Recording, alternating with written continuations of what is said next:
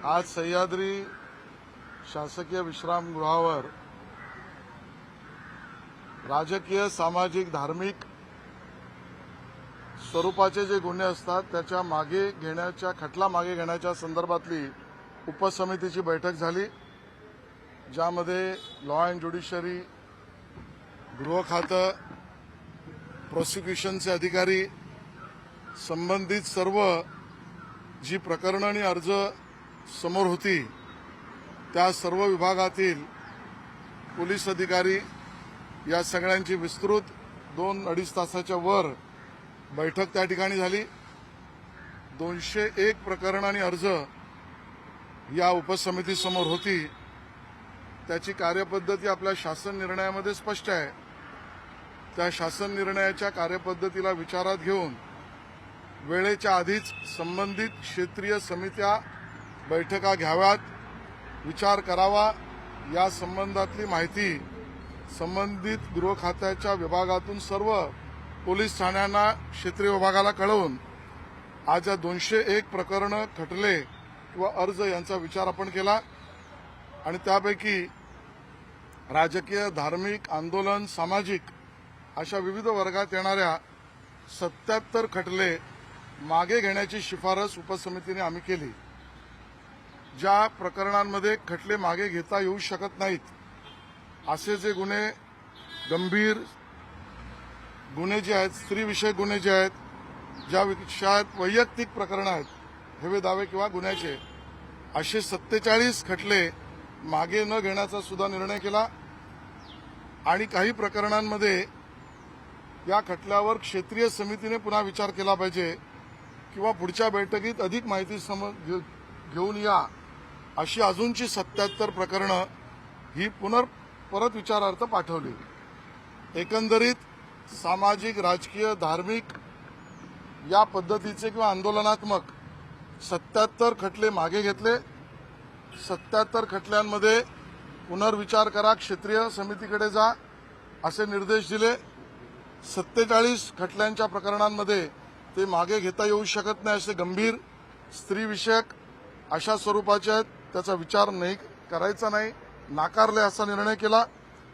बरोबरीने या सगळ्यात जे गुन्हे आमदार, माजी आमदार, खासदार, माजी खासदार यांच्यावर असतात त्यामध्ये शासन निर्णयाप्रमाणे आणि सर्वोच्च न्यायालयाच्या निर्णयाप्रमाणे मुंबई उच्च न्यायालयासमोर ती प्रकरणं घेऊन जावी लागतात आणि मुंबई उच्च न्यायालयासमोर जो उपसमितीचा निर्णय आहे त्या आधारावर न्यायालयाला अवगत करावं लागतं आणि मगच ती आमदार, माजी आमदार, खासदार, माजी खासदार यांच्या प्रकरणामध्ये निर्णय घेता येतो।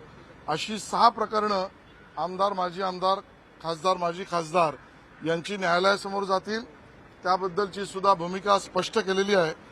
मला या ठिकाणी उल्लेख करायचा आहे की काही सामाजिक कार्यकर्ते, काही राजकीय पक्षांचे कार्यकर्ते आणि आंदोलक आणि काही विचारांचे आवाजवी असलेल्या खटल्यांमधून आपण मोठ्या प्रमाणात सुटका देण्याचा निर्णय आज या ठिकाणी घेतलेला आहे आणि मी विनंती करतो, जेवढे गणेशोत्सव मंडळ असतील, नवरात्रोत्सव मंडळ असतील, दहीकाला उत्सव मंडळ असतील, सामाजिक कार्यकर्ते असतील, कामगार वर्ग असेल, युनियन्स असतील, या सगळ्यांनीच पुन्हा एकदा ही बैठक एका महिन्याभरात आम्ही पुन्हा लावणार आहोत।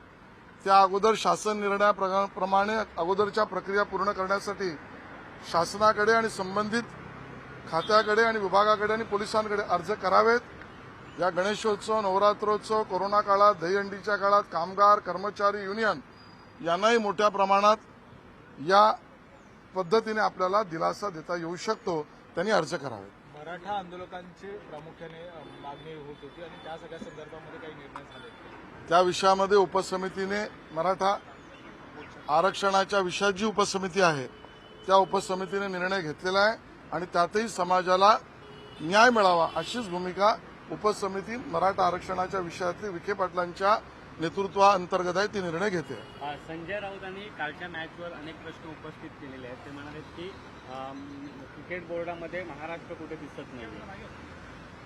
जी पाकिस्तानची भूमिका आहे, जी हिरव्या पाकड्यांची भूमिका आहे, तीच संजय राऊत यांची आहे। कारण संजय राऊत यांना भारत जिंकला याचं जणू काही दुःखच झालेलं आहे.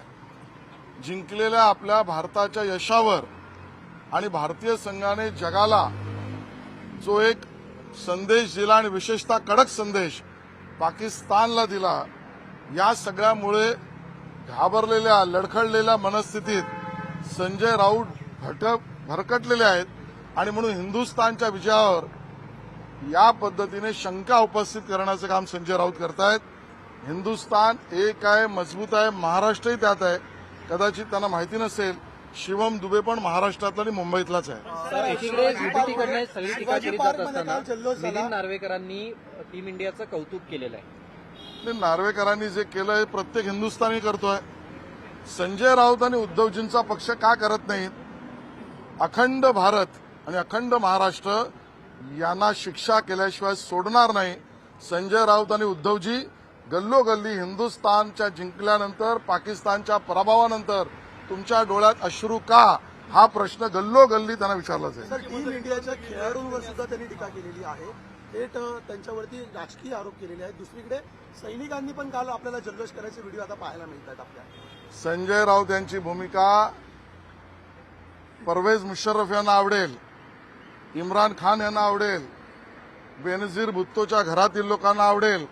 हीच भूमिका संजय राऊतांची आणि तीच उद्धवजींना आवडते का, हा आमचा प्रश्न आहे. काल भारतीय संघाने ट्रॉफी स्वीकारली नाही आणि त्यानंतर संजय राऊतांनी एक ट्विट केलेलं आहे. ते म्हणतात तुम्ही ट्रॉफी स्वीकारली नाहीत, मात्र त्याच पाकिस्तानच्या नेत्यासोबत तुम्ही हस्तांदोलन ड्रेसिंग करता. रूममध्ये तुम्ही आतमध्ये वेगळ्या वागणूक सगळी ही हिंदुस्थान जिंकल्याची पोटदुखी आहे आणि आता ज्या पद्धतीची पावलं समोर पडतायत, तुम्ही कुठल्या तरी वर्तमानपत्रात वाचलंय, व्हेरीफाय करून घ्या. इराण का इराक कुठल्या तरी देशामध्ये आता राष्ट्राध्यक्ष निवडीच्यासाठी माणूस शोधतायत. तर खोमोनी नंतर कोण? तर संजय राऊत. तुम्ही अर्ज करा, तुम्हाला नक्की तिथे स्थान मिळेल. सर, ज्या पद्धतीनं ही सिरीज सुरू झाली त्याच्या आधी जेव्हा सगळे टीम जे आहे ते एकत्र भेटले होतात, तेव्हा सूर्यकुमार यादव जो आहे तो सगळ्यांना भेटला होता. तो व्हिडिओ सुद्धा आता ट्विट केला जातोय. तेव्हा एक भूमिका होती आणि आता एक वेगळी भूमिका. भारताने घेतलेली भूमिका जगाला संदेश देणारी आहे. आमच्या खेळाडूंवर भारताचा अभिमान आहे, आमचा अभिमान आहे. त्यांनी दिलेला विजय हा प्रेरणादायी आहे. पाकिस्तानला नाक घासणार आहे.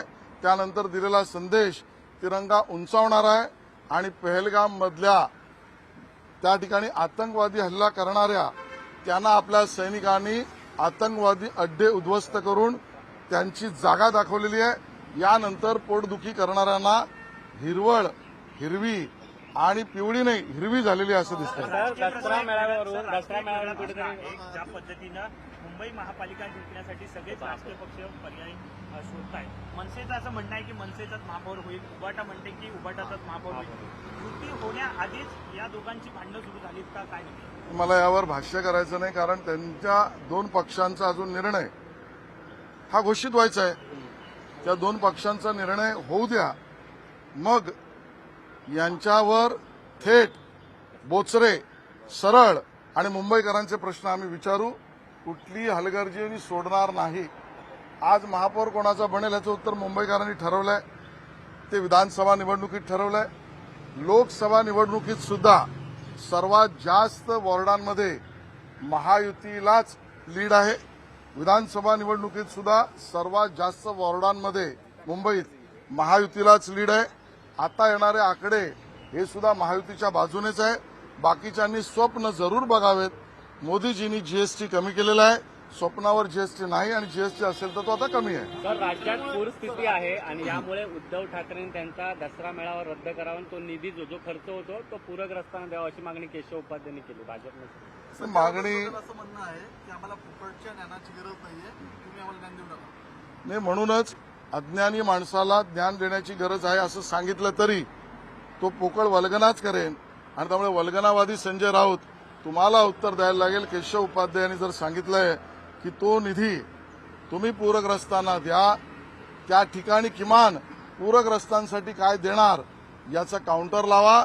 स्वतःच्या खिशातनं संजय राऊत 1,000 रुपये तरी काढणार आहेत का याची स्पष्टता द्या. याच्यानंतरच लगेच पंकजा मुंडे यांचा दसरा मेळावा होतो, दुसरीकडे एकनाथ शिंदे यांचा दसरा मेळावा होता.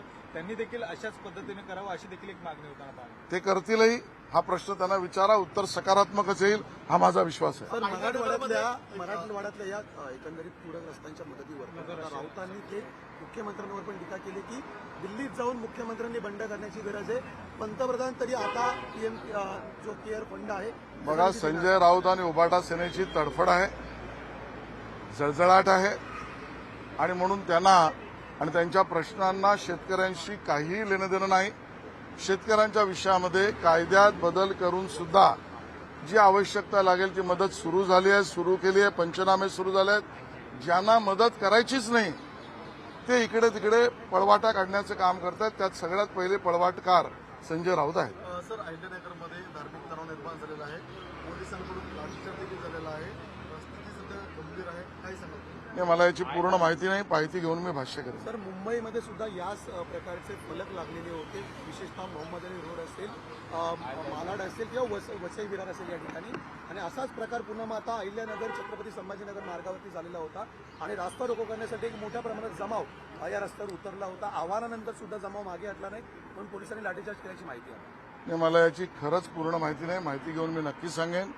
पण मी माझ्याकडून एवढंच सांगेन, कोण काय फलक लावतोय मला माहित नाही, त्याच्यावर मी भाष्य करत नाही, त्यांच्याकडे मी लक्षही देत नाही. पण आम्ही नक्की म्हणतो आय लव्ह छत्रपती शिवाजी महाराज. आणि आय लव्ह छत्रपती शिवाजी महाराज हे जो बोलेल, जो लावेल तो महाराष्ट्रप्रेमी आहे, अन्यथा तो महाराष्ट्रद्रोही आहे असं आमचं मत आहे. सर, एक दुसरीकडे लाडकी बहीण योजनेसाठी केवायसी करण्यासाठी जे सॉफ्टवेअर तयार करण्यात आलेलं आहे, मात्र ते सॉफ्टवेअर हँग होत आहे. त्यामुळे एक आयटी विभाग देखील तुमच्याकडे आहे, तर कशा पद्धतीने मला याची पूर्ण माहिती घेऊ. पण जर हॅक झालं असेल त्याच्यावर उत्तरही काढू, तंत्रज्ञानाने उत्तर काढू आणि पारदर्शकता आणू. विजय वडेट्टीवार जे माजी विरोधी पक्षनेते आहेत, त्यांनी राज्यपालांना दिलेलं पत्र दिलं की जे पुरामुळे नुकसान झालेलं आहे त्यामुळे विशेष अधिवेशन घ्यावं. सरकार मात्र या संदर्भात पाठपुरावा करेल. नाही, या विषयामध्ये माननीय मुख्यमंत्री महोदय निर्णय घेतील. अधिवेशन घ्यावं न घ्यावं, कुठल्या परिस्थितीत घ्यावं, मदत करावी, मदतीला प्राधान्य द्यावं की सर्व यंत्रणा इथे आणाव्यात, याचा विचार केला जाईल आणि त्या विषयावर माननीय मुख्यमंत्री महोदय निर्णय घेतील.